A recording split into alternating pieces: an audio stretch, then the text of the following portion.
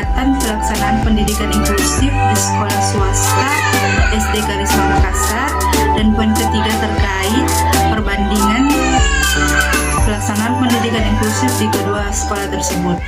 Pertama, saya akan menjelaskan mengenai hasil pengamatan pelaksanaan pendidikan inklusif di sekolah negeri SD Macini Baru Makassar. Berdasarkan dari hasil pengamatan yang telah dilakukan di SD Macini Baru Makassar terkait pelaksanaan pendidikan inklusif itu sudah tepat, di mana sekolah tersebut menerima dan menggabungkan siswa ABK bersama dengan anak normal dalam satu kelas yang sama. Dalam proses pembelajaran di kelasnya pun, bahan ajar untuk siswa ABK seperti metode, materi, media, serta pendekatan pengajaran yang ditujukan untuk ABK itu berbeda dengan siswa yang normal. Dalam proses pembelajaran di kelas pun, setiap ABK masing-masing didampingi oleh GPK. Setiap GPK yang mendampingi anak ABK merupakan lulusan dari jurusan pendidikan khusus. GPK maupun guru-guru kelas lainnya di sekolah tersebut paham akan konsep dari sistem pendidikan inklusif. Selanjutnya mengenai sarana dan prasarana di sekolah SD Macini Baru Makassar. Dalam sekolah tersebut, sarana dan prasarananya baik, dapat diakses oleh setiap siswa, baik siswa yang normal maupun siswa yang ABK.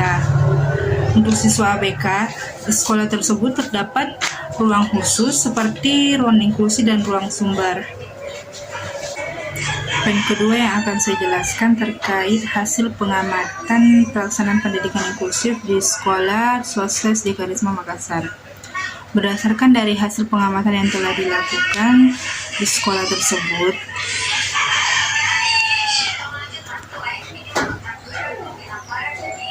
pelaksanaan pendidikan inklusif sudah semestinya, di mana dalam sekolah tersebut menerima dan menggabungkan siswa-siswa yang berkebutuhan khusus dengan siswa normal lainnya dalam satu ruangan yang sama. Namun sejauh ini dalam sekolah Karisma tersebut hanya menerima peserta didik berkebutuhan khusus jenis Grahita, Down Syndrome, dan autisme. Meskipun ABK ditempatkan di satu kelas yang sama dengan siswa normal, namun untuk program pembelajarannya berbeda. Untuk ABK sendiri yang masih didampingi oleh Shadow atau GPK menggunakan program pembelajaran individual yang diturunkan dari program reguler. Setiap ABK yang berada dalam satu kelas mempunyai masing-masing GPK. Poin ketiga yang akan saya jelaskan terkait perbandingan pelaksanaan pendidikan inklusif di sekolah negeri SD Macini Baru dengan sekolah swasta SD Karisma Makassar. Meskipun kedua sekolah ini menerapkan sistem pendidikan inklusif,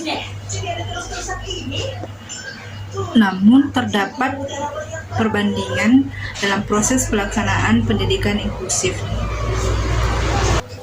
Perbandingan pertama terkait proses pengajaran di kelas.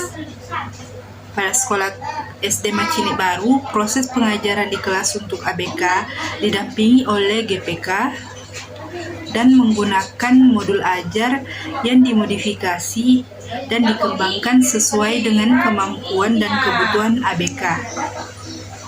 Sedangkan pada sekolah Karisma Makassar, proses pengajaran di kelas untuk ABK yang berada di kelas 3-6 dicoba untuk mandiri dalam mengikuti pembelajaran di kelas tanpa dampingan Shadow atau GPK. Dan untuk ABK yang berhasil lepas dari dampingan Shadow akan mengikuti pembelajaran di kelas dengan menggunakan bahan ajar yang sesuai dengan anak normal atau bahan ajar yang reguler. Perbandingan kedua terkait kurikulum. Dalam sekolah SD Macini Baru, kurikulum yang diterapkan untuk kelas 1 dan sampai 4 menggunakan kurikulum sekolah penggerak, dan untuk kelas 5 sampai 6 menggunakan kurikulum K13. Sedangkan dalam sekolah Karisma Makassar, Kurikulum yang digunakan umumnya kurikulum K13. Namun untuk siswa ABK yang masih didampingi oleh Shadow atau GPK menggunakan program pembelajaran individual. Perbandingan ketiga mengenai peserta didik dan pendidik. Di sekolah SD Macini Baru, peserta didik dari tiap-tiap kelas terdapat 30 siswa dan total siswa ABK di sekolah Macini ada 10 orang dan di tiap-tiap kelas terdapat 2-3 ABK. Dan untuk tenaga pendidiknya, total GPK yang ada di SD Macini ada 5 orang dan kesemuanya berlatar belakang pendidikan khusus. Sedangkan di Sekolah Karisma Makassar, total siswa secara keseluruhan ada 50 orang dan untuk siswa ABK-nya ada sekitar 6 orang.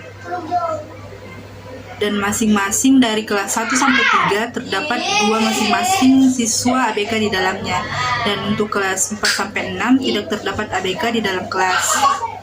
Dan untuk tenaga pendidik di Sekolah Karisma, sebagian berlatar belakang PLB, pendidikan khusus, namun ada juga yang tidak berlatar belakang pendidikan khusus namun diikutkan pelatihan dan percobaan pengajaran selama 3 bulan.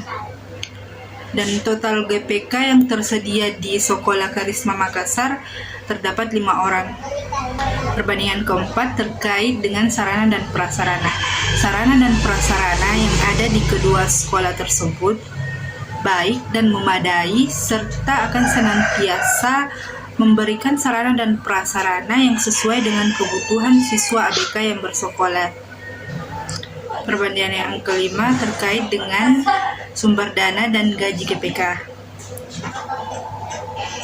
Untuk sumber dana di Sekolah SD Macini Baru berasal dari dana BOS, orang tua, serta pemerintah kota untuk GPK untuk gaji GPK yang dikontrak.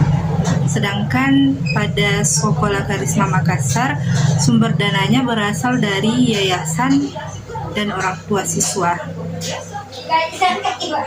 Dan untuk gaji GPK di Sekolah Karisma, karena di Sekolah Karisma itu jenis GPK ada 2. Yang pertama GPK yang disediakan oleh pihak sekolah dan yang kedua GPK yang disediakan oleh pihak orang tua. Jadi untuk GPK yang disediakan oleh pihak sekolah, gajinya ditanggung dari SPP siswa dan sebagian ditanggung dari sekolah, sedangkan gaji GPK yang disediakan oleh orang tua, gajinya ditanggung oleh orang tua itu sendiri. Jadi berdasarkan dari hasil pengamatan yang telah saya lakukan terkait pelaksanaan sistem pendidikan inklusif di kedua sekolah ini, maka dapat saya berikan pendapat bahwa sistem pelaksanaan pendidikan inklusif di kedua sekolah ini sudah berjalan secara tepat, di mana mereka menerima siswa-siswa berkebutuhan khusus untuk dapat bersekolah dan belajar bersama di kelas yang sama dengan anak-anak normal, dengan kurikulum, proses pengajaran, lingkungan yang ramah, sarana dan prasarana, sumber daya, dan fasilitas lainnya yang mendukung kebutuhan siswa ABK.